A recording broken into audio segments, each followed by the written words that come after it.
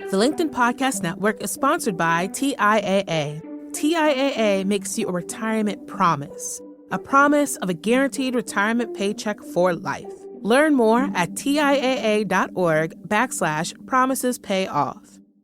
LinkedIn presents.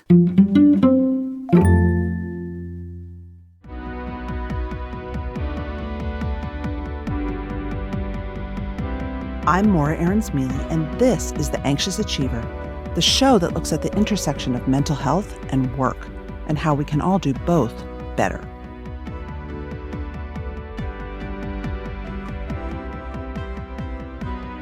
We glamorize entrepreneurship in the media, universities, and in many cultures.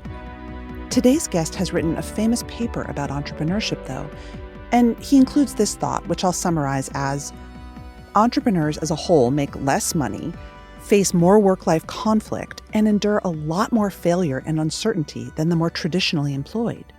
He's also written it's possible to question the decision-making capabilities of entrepreneurs for choosing this kind of life. And yet, millions of us do. Dr. Michael Freeman studies how mental health challenges and neurodivergence uniquely manifest in many small business owners and asks why. Freeman is a psychiatrist and professor at UCSF. He's deeply motivated by his mission to improve the mental health of entrepreneurs, some of which he understands firsthand as an entrepreneur himself, and a fourth-generation one at that. And in addition to studying the mental health of entrepreneurs and their propensities for certain issues, Freeman is the founder of Econa, a center for mental wellness for entrepreneurs. We started the conversation by talking about the true challenges this group of people faces and how they might function differently, for better or for worse.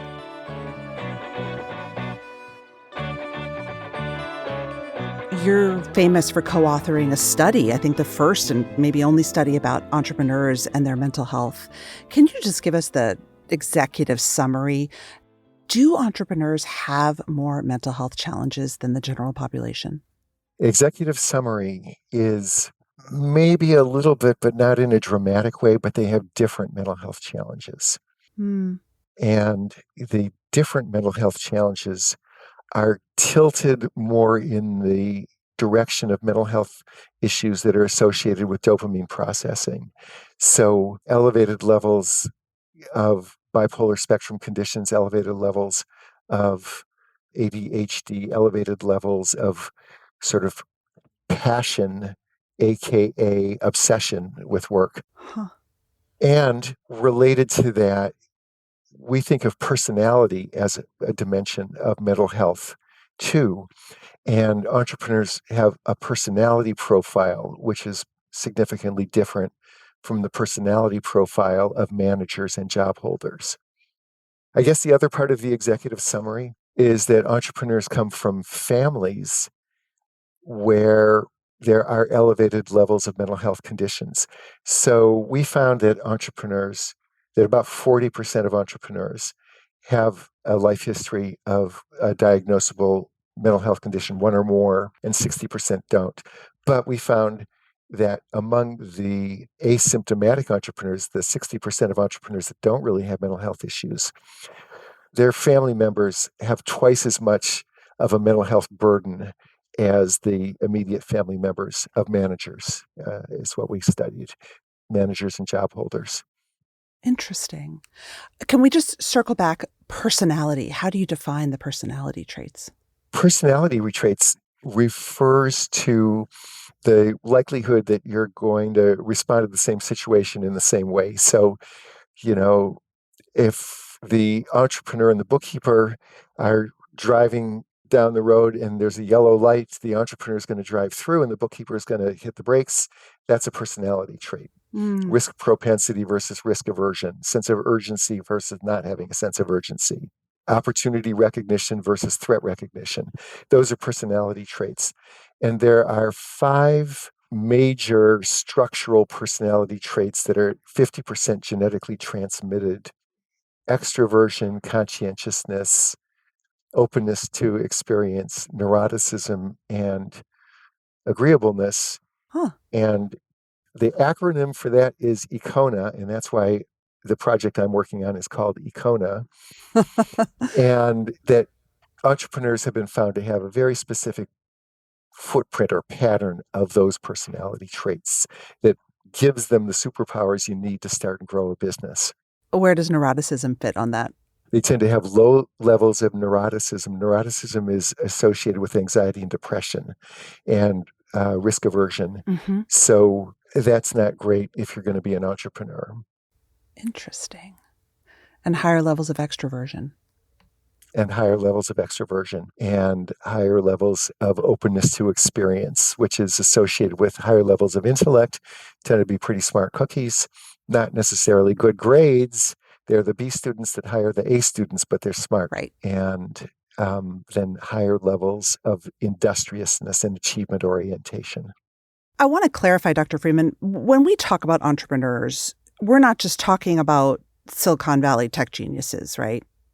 We are not. Those are an exceptional group of people who are venture-backed, but entrepreneur in the research literature refers to people who are self-employed with or without employees. Right. And that's important because there are some reasons why some people get venture backing and other people don't. Or there are reasons why some people get loans and other people don't. For example, if you're a woman in most countries, a bank may not want to lend money to you for the same business plan that is brought in by a man. Right.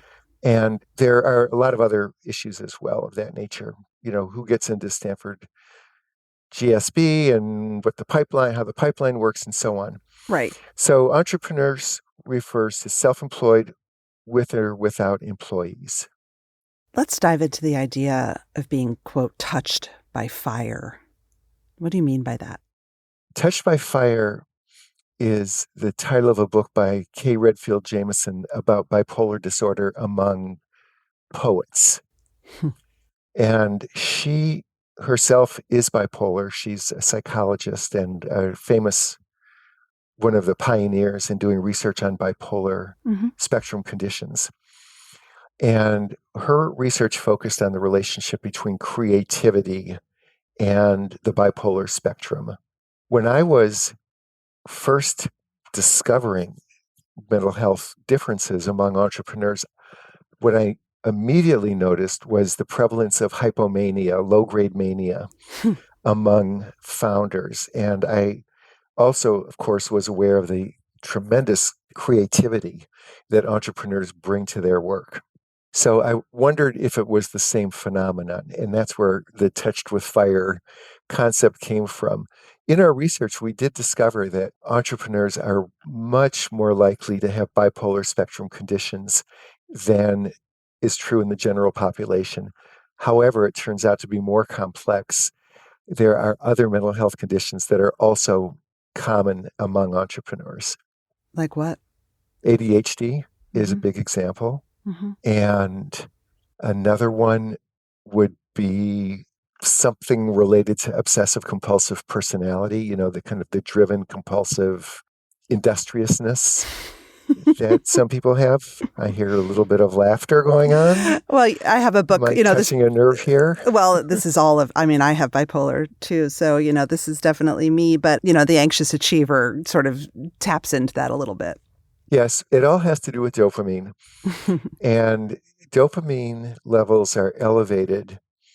Well, that's a little too simplistic. I think it's more accurate to say that entrepreneurs tend to have atypical dopamine processing compared to other people. And it's variations related to dopamine processing that are associated not only with bipolar spectrum conditions, ADHD, and industriousness, compulsiveness, but also the personality characteristics of entrepreneurs.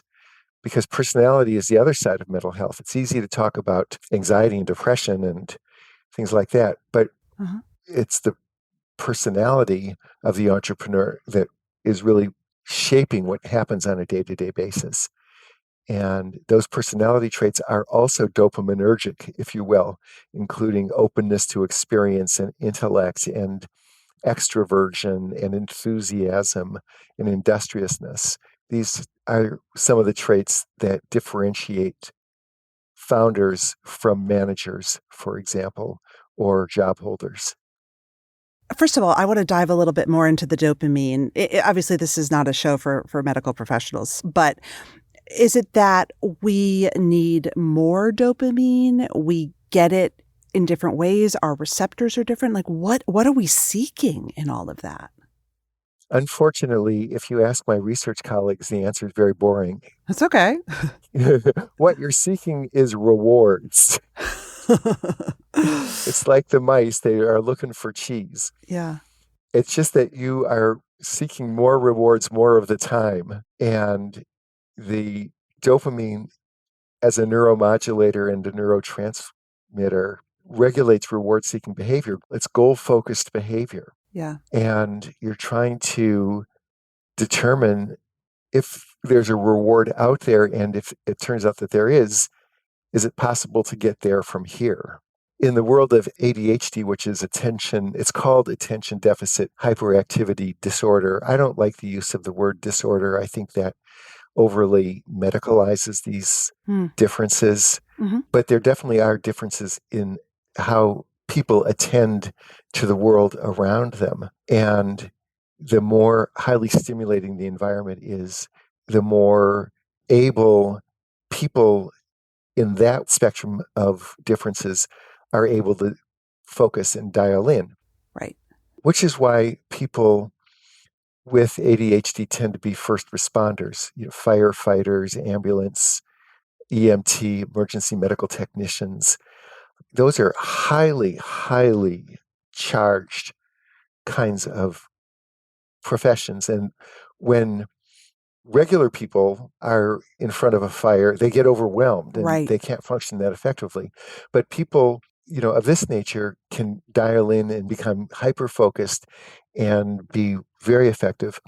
Entrepreneurship is like that. Entrepreneurship is chaotic and intense, and people with this different kind of mind are particularly capable of doing well in that environment, as opposed to other people who end up becoming managers and job holders.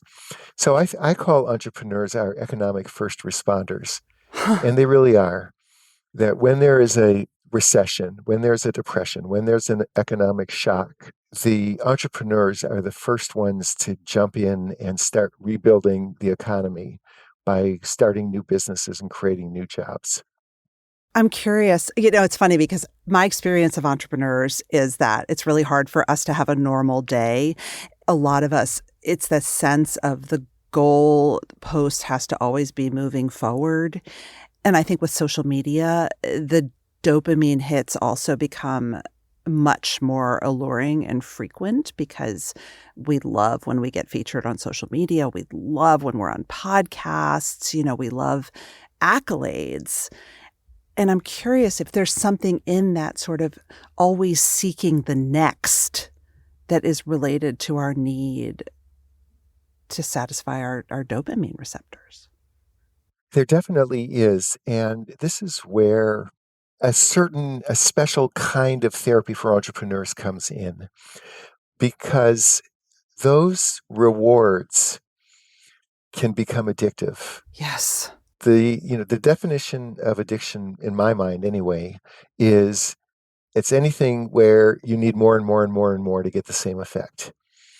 That can be drugs, that can be alcohol, it can be video games, and it can be entrepreneuring. And in fact, there is an emerging literature about entrepreneurship addiction, and there's even a diagnostic test for it. So in terms of entrepreneur therapy, this is where your mind has to get a little bit of leverage over your brain. Your brain will be on a stimulus-seeking pathway all the time. And you need to know that, because it's going to crowd out things like sleep or time for exercise or outdoor exposure to the natural world or time for friends and family. And like with any other addiction, it's not easy to stop. You have to find a way to override it and make space for the other dimensions of life that you actually need in order to be resilient. If you don't do that, then you're more likely to burn out. Can we talk a little bit about the obsessive compulsive, very task-oriented, goal-oriented personality that you pulled out? Maybe define that a little bit for the audience and how it might show up in an entrepreneur. I think the defining characteristic is achievement orientation, like high need for achievement. And how it shows up is along the lines of never good enough, a real motivation to complete tasks and to finish what you start, and high standards of quality. And perfectionism? Yeah, kind of going in the direction of perfectionism. It's not the same as obsessive compulsive disorder. Yeah. Obsessive compulsive disorder is a different mental health condition that's associated with double checking and hoarding and cleaning, and perfectionism can be part of OCD as well. So it's not that. It's more related to obsessive compulsive personality, but it does involve high levels of motivation to achieve associated with task completion and high standards of quality. And also, if you're like that, it can be difficult to delegate. That's the kind of the downside, because of your conviction that nobody else will do as good a job as you, which is often true. However, you can't grow a business without having a team to hand things off to. No. I mean, I think what's underlying what you're saying for many of these different lenses into entrepreneurs with mental health differences, whether you have ADHD, whether you're riding your hypomania, whether your compulsion to achieve is getting you to start, is that you can't scale. You can't get where you really want to be with just this behavior alone. More true for some people than for others. I think that the compulsive traits that I just described interfere with scaling. There's a difference between being a craftsperson and a industrialist, if you will. Yes. So the people who are less compulsive and less perfectionistic are more likely to scale. It's easier for them to scale. Yeah. In fact, I as you know, 2 days a week, I maintain a private practice of some kind. It includes psychiatric care, psychotherapy, and executive coaching. And I've been really fortunate. I just happen to live in the Silicon Valley. And so many of the people I've worked with are these amazing entrepreneurs who have made Northern California what it is. And I spoke with one of them this week, who is a founder that has a little bit of ADHD and a little bit of obsessive compulsive personality. And he has designed a business where he doesn't have a job in particular. Somebody else is a CEO, somebody else is a COO, and all of those people have the package of skills and traits that you need to build things. And his main role is to influence everybody. And I thought that was a very clever solution. I have to tell you that one of the joys of my show is that I have lots of people on who are neurodivergent or who have mental illness, and they provide the hacks that they've figured out. I had a wonderful conversation with an entrepreneur who's on the autism spectrum last week, and he said, my autism allows me to look at a problem, give it a framework, and almost instantly see a path forward. He said, but I only work 10 hours a week. I don't travel. I can't really do more than one Zoom call a day. And I'm terrible at managing people, basically.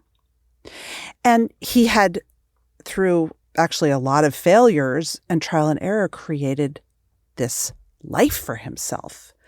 I think that you don't have to be a rich entrepreneur to do some of this work if you know that your brain just is not suited for showing up in corporate America and doing what is expected. I mean, would you push back on that point? Is that too pretty a picture that I'm painting?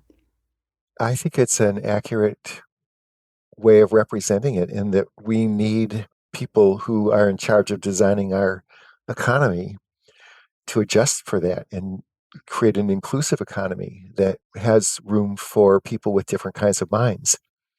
But it doesn't mean you can't be a rich entrepreneur. It's also true that Elon Musk went on Saturday Night Live last year, I think, to talk about being autistic. Yeah.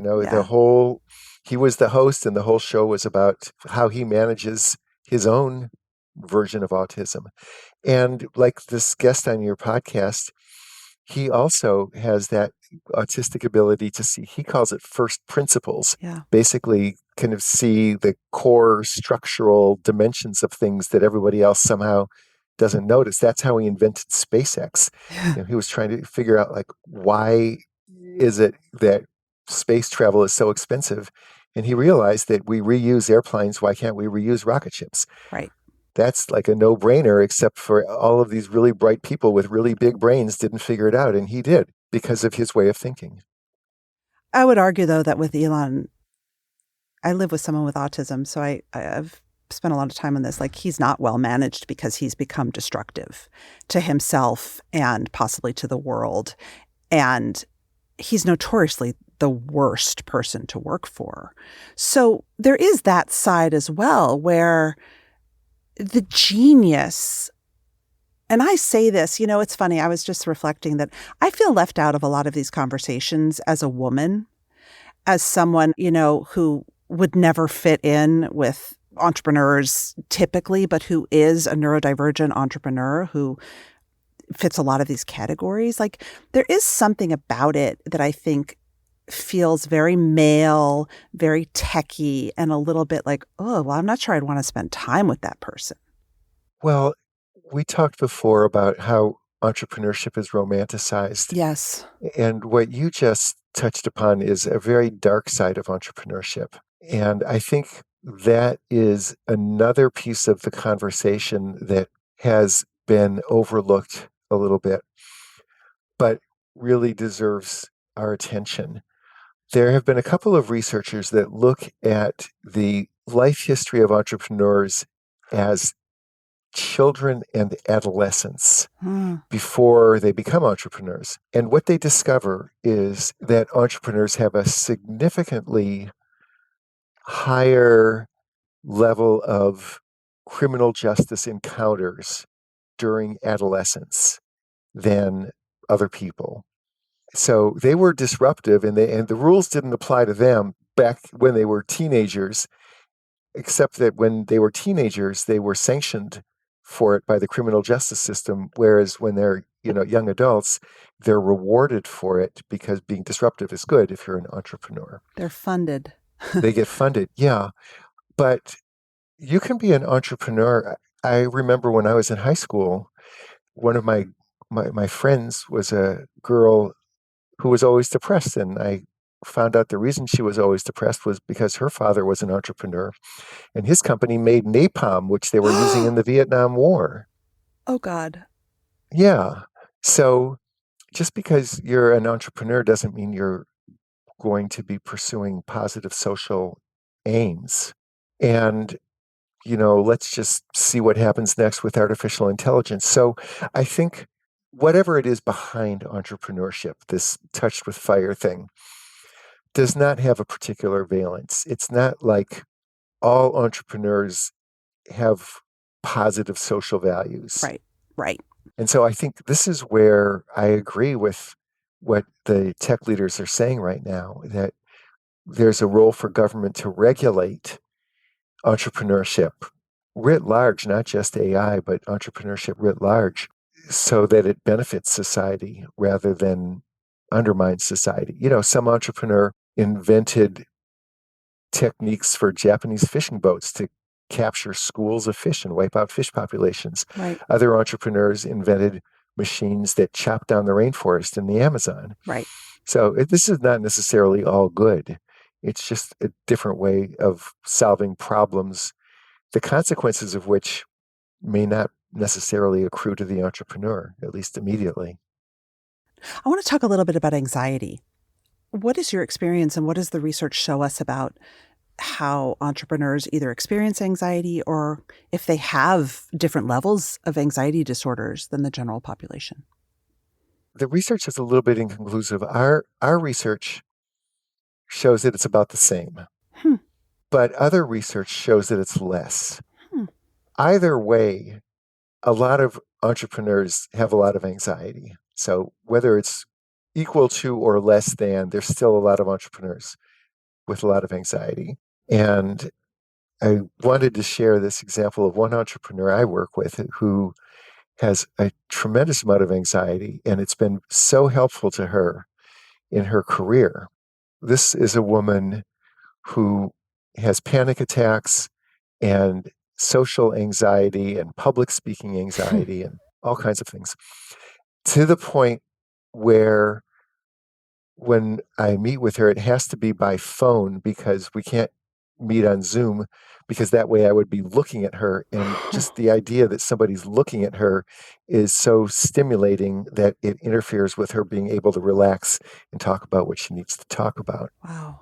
Over the course of like 3 or 4 years that I was working with her, she got mad at her boss, bought out his business from him for $500,000, which was equal to the revenue of the company at that time, grew the whole thing and sold it like 3 or 4 years later for $27 million.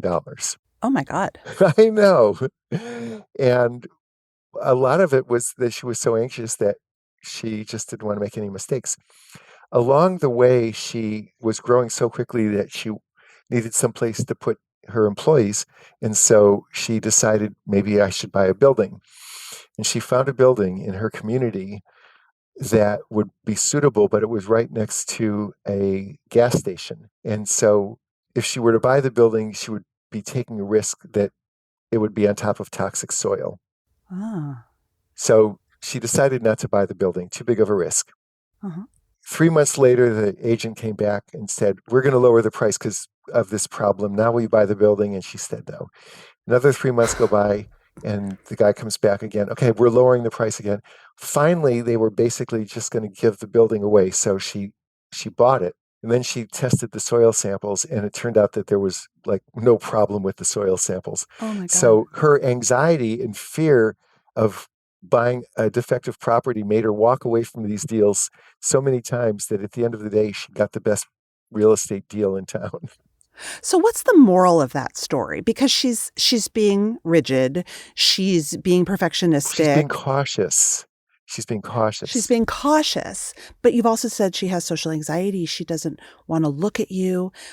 So tell me, because a lot of people would say she's got to work on her anxiety. Like, that must be really difficult. Well, she did work on her anxiety. I definitely helped her a lot with that. And I helped her get on medications. Yeah. So she's now taking anxiolytic medication, which has made a huge difference. Yeah.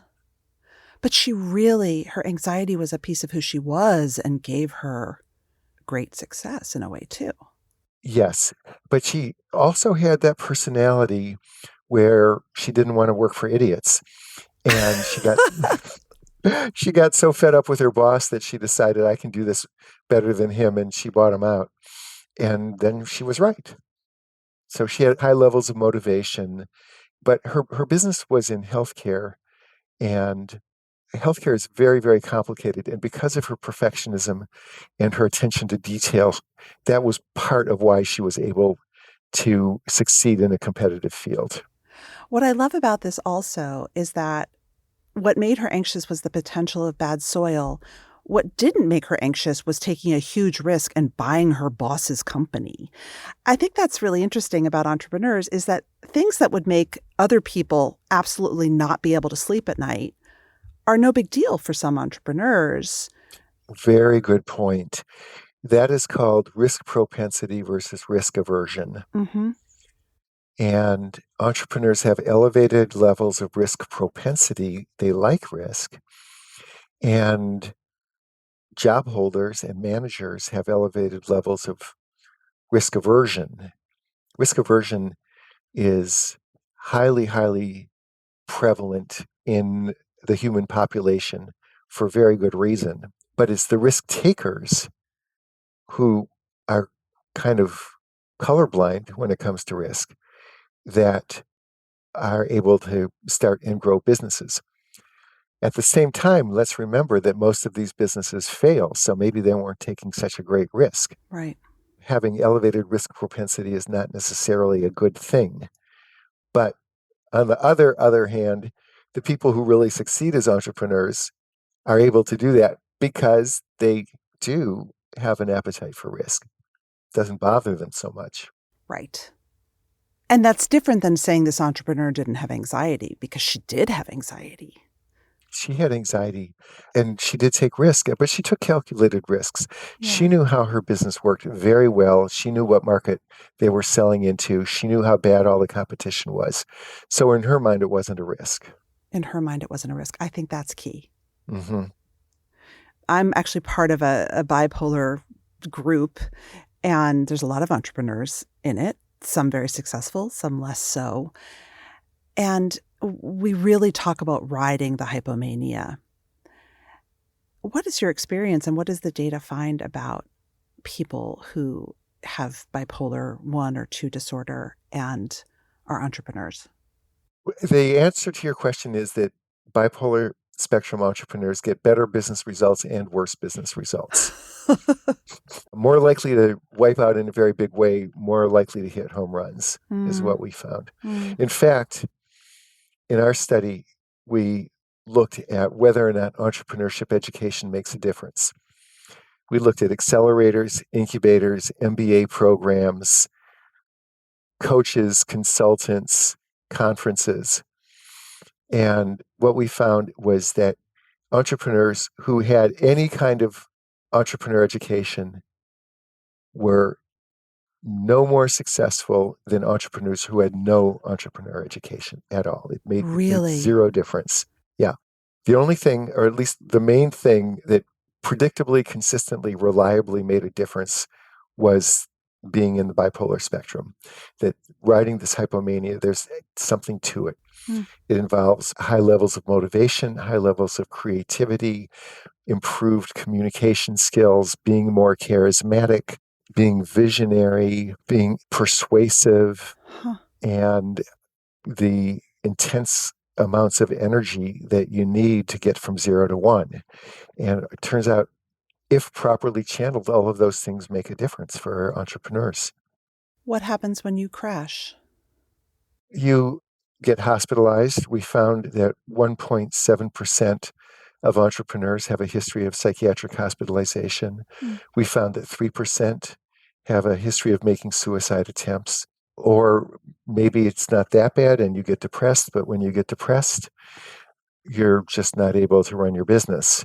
So it's something that needs to be managed very carefully. Yeah. But fortunately, we're in a place in the world of bipolar disorder that it, by and large, can be managed pretty effectively for most people. Yeah.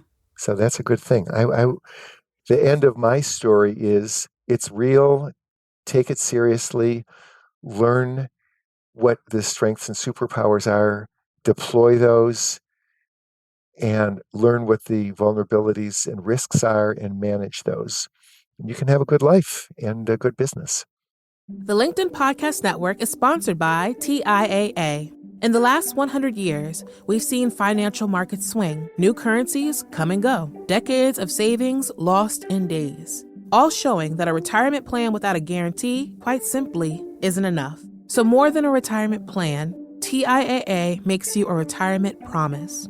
A promise of a guaranteed retirement paycheck for life. A promise that pays off. Learn more at TIAA.org/promisespayoff. For entrepreneurs who are listening to this or anyone and feels like, oh my gosh, I need a different kind of therapy. The dopamine thing is emerging for me, and it's just throbbing in my brain. And they can't all access you, and they can't all fly out to Marin, and I'm sure you're very busy. How do we think about starting to get treated? I wish I had a better answer for you. That's part of why I created this Econa project, Mm-hmm. to see if we could create some scalable mental health resources, evidence-based, Mm-hmm. scalable mental health resources for entrepreneurs. I'm trying to do that. That's the idea behind this, self-care program for entrepreneurs in the bipolar spectrum. Once we get that done, that's going to be scalable. I have not been able to mobilize a lot of support for doing this. So let me throw that one back in your court.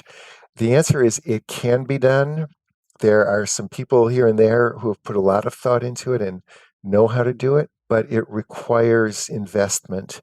And if you have any thoughts about where that can come from, that would be great. That's really interesting.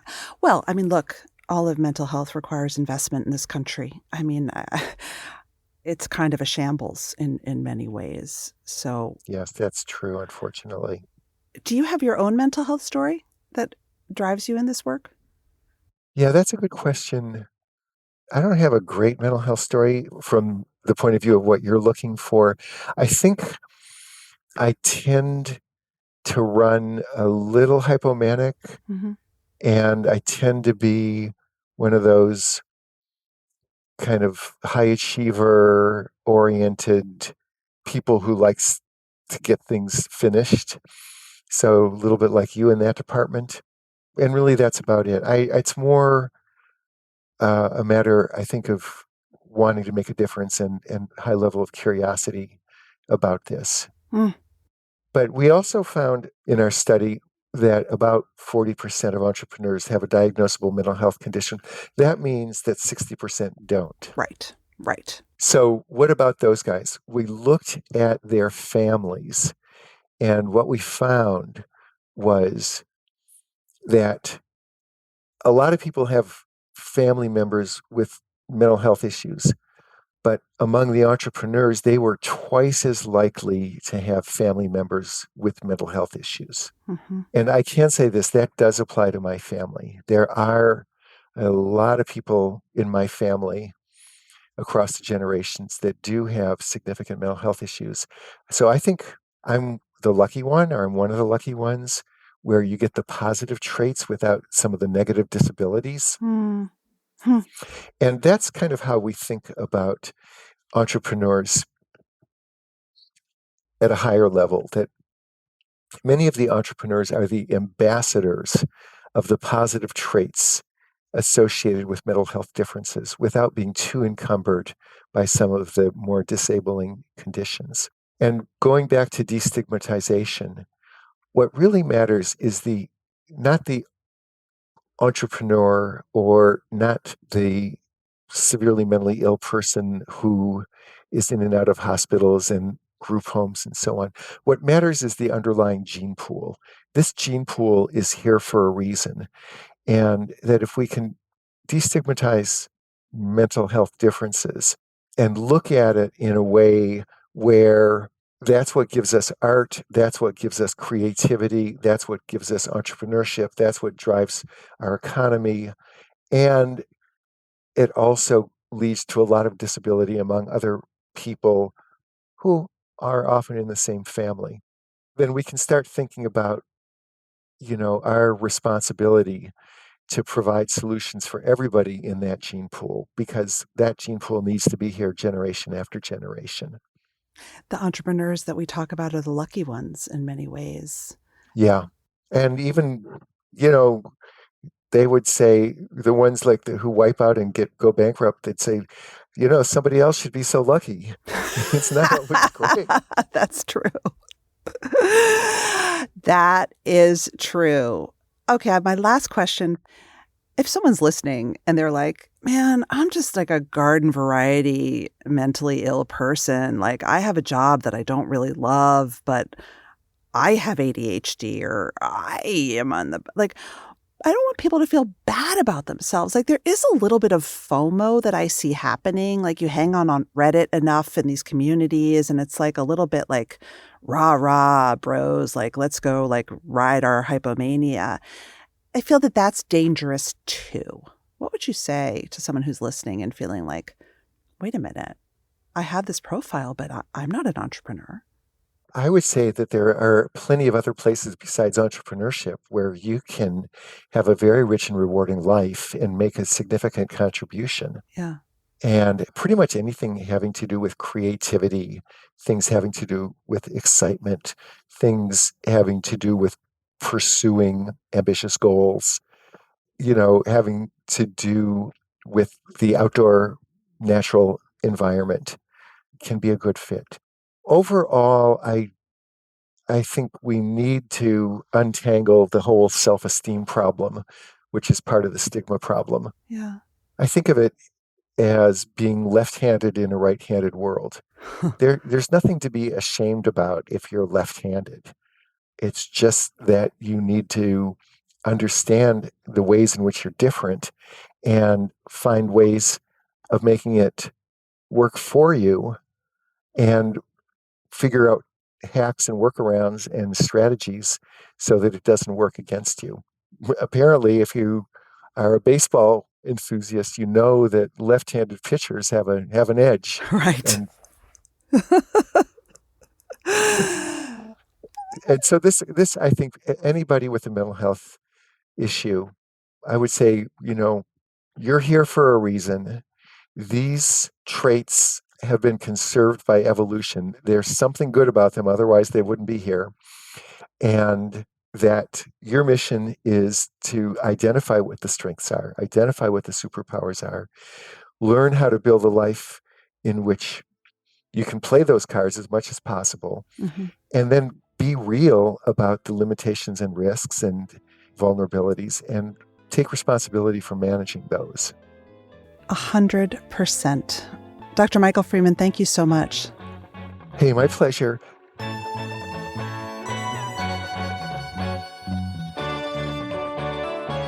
That's it for today. Our show is produced and edited by Mary Dew. Our assistant producer and sound engineer is Nick Krinko. Many thanks to the LinkedIn Presents family and to all our guests for sharing their stories. If you love the show, tell your friends. I would love you to leave a review because they really matter in helping the show get found. You could also follow us or subscribe. If you have a question for me or you want to submit an idea for the show, find me on LinkedIn, where you can follow me, message me, I promise I'll write back, or subscribe to my newsletter for more from the anxious achiever world. Thanks for listening.